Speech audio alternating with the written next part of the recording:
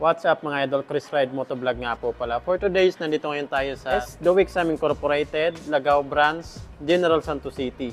Ayan, meron po tayo dito ang Honda RS125. So ito po yung 2023 model. Ito naman po yung bago ngayon. 2024 model, kulay at decals lang naman po yung pinagkaiba nila. Alamin natin yung updated price, installment at bigyan natin ng quick review. Bakit Honda RS125 pa rin yung kukunin nating motor? Mako naman po tayo sa makina nito. 125cc, naka 4-stroke, 2 valve, single overhead cam, at maganda pa dito mga idol ay fuel injection na po itong motor na to. So napakatipid po nito sa gas. Tingin sa decal, sa kulay, yan, mas lamang ito, mas marami sang decals. Kung mapapansin nyo po, yung decals na ito napaka-aggressive.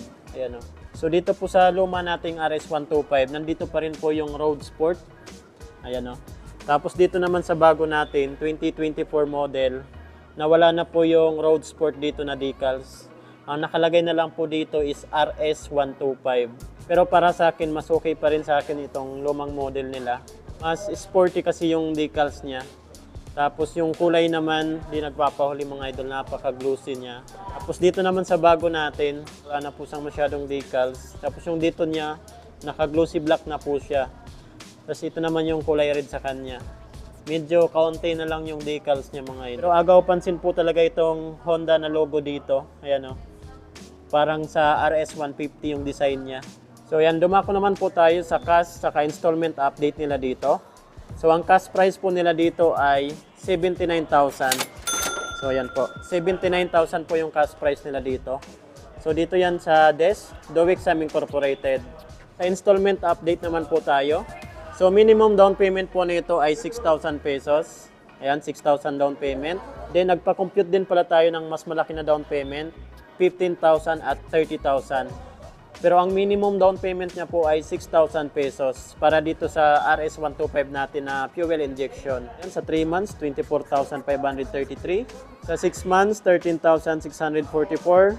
Sa 1 year, 12 months ay 7,561. Sa 18 months, 5,533. Sa 24 months, 2 years ay 4,519.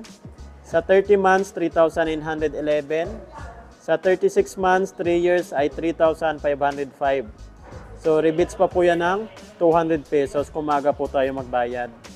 So, yan na po yung monthly nyo kapag minimum down payment po kayo, 6,000 pesos. So, dito naman po tayo sa 15,000 na down payment. 15,000 na down payment naman mga idol. Yan, kung sakaling mas malaki yung down payment nyo, 15,000 pesos down payment.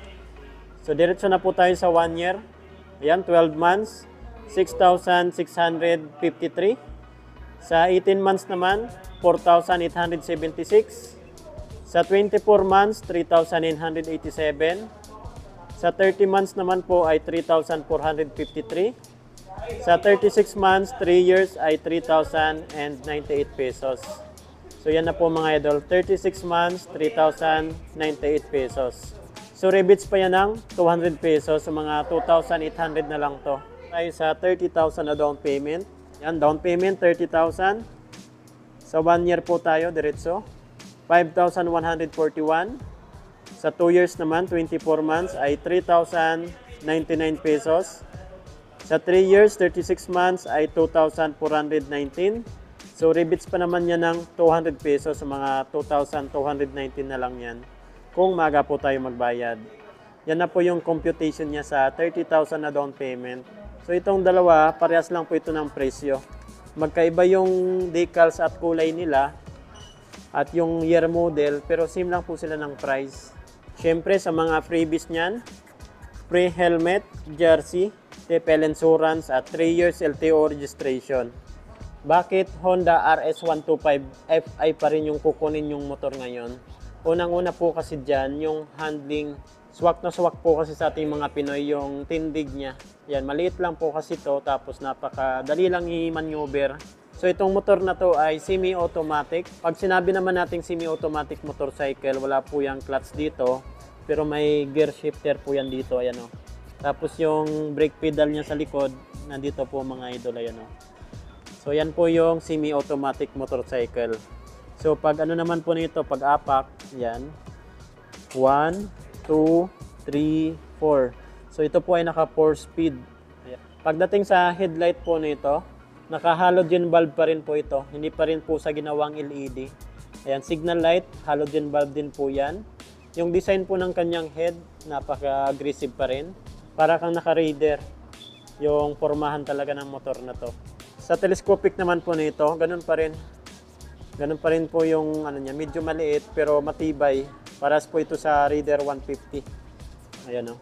Napakatibay niyan basta mga suspension ng Honda. Front fender naman, ganito po yung pagkaka-design niya. Parang may tabas po siya dito. Ayan o. Dito naman sa bandang likod niya, naka-matte black. Dating naman po sa braking system niya, sa harapan po ay hydraulic disc brake, single pot piston caliper. Pagdating naman po sa size ng gulong niya dito sa harapan ay 70 by 90 and then 17 inches po yung laki ng kanyang rim. So ito naman po yung tail light tsaka brake light niya at the same time yung signal light niya nakakabit pa rin dito. Same pa rin po sa XRM 125 yung design niya. Ayan, patulis din po sa mga idol. Lahat po ito halogen bulb, hindi pa rin sa ginawang LED. Ito naman yung reflectorized niya, kulay red, decals ng Honda, at napakaganda ng back fender niya mga idol. O yun nga, pinagkaiba lang nito, decals lang naman. 2024, ito naman yung 2022, 2023 model. Pagdating naman po sa muffler niya, yan, meron po yung heat guard dito, hindi pa rin po kasi nalagay. Sa suspension naman po nito sa likuran, naka-dual shock po yan. Ayan o, napakatindi yan mga idol. Ang braking system naman po nito sa likuran, naka-mechanical drum brake po ito. Dating naman po sa size ng gulong niya dito sa likuran ay 80 by 90, 17 inches po yung laki ng rim niya. Maganda sa rim nito kasi stainless steel talaga. Hindi yan basta-basta kinakalawang mga idol. Street tire naman po yung design ng kanyang gulong, pero hindi pa rin po ito tubeless. Ang size naman po ng sprocket niya dito sa likuran ay 38 teeth. Engine sprocket naman ay 14 teeth. Tingnan naman natin yung underseat compartment niya. So ito po yung underseat compartment niya mga idol. Ayan, ganun pa rin, malalim tapos medyo malapad din. Ayan o, isang dangkal. Tapos dito naman yung fuel tank niya. Unleaded gasoline po yung advisable dito. Sa design naman sa upuan, medyo matigas lang ito compare sa XRM. Ito naman po yung handlebar niya. Mapapansin nyo yung design niya para po sa Raider 150 carb tsaka sa FI. Instrument panel gauge naman, naka-analog type pa rin po ito. So dito naman po yung speedometer, odometer, fuel gauge at mga indicator natin like check engine indicator, neutral. At ito naman po yung gear indicator natin, napaka-importante po niyan. Sa mga buttons naman niya, nandito po yung high beam, low beam, turn signal light, horn. Sa right side naman, nandito po yung electric start. So, meron pa rin po itong kickstart assist. Ganito po kasi yung una kong motor, RS125, pero carburetor lang yun. Ganito lang po talaga yung handling niya. Maliit lang po talaga siya. Katipid sa gas. Maganda yung handling. Tapos, ano talaga, matibay. Yun po mga idol, kung may mga ipapa-inquire pa po kayo sa akin na motor, comment nyo lang po sa comment section ng ating video na Chris Ride Motovlog. Ride safe po tayo palagi. God bless you all. Thank you.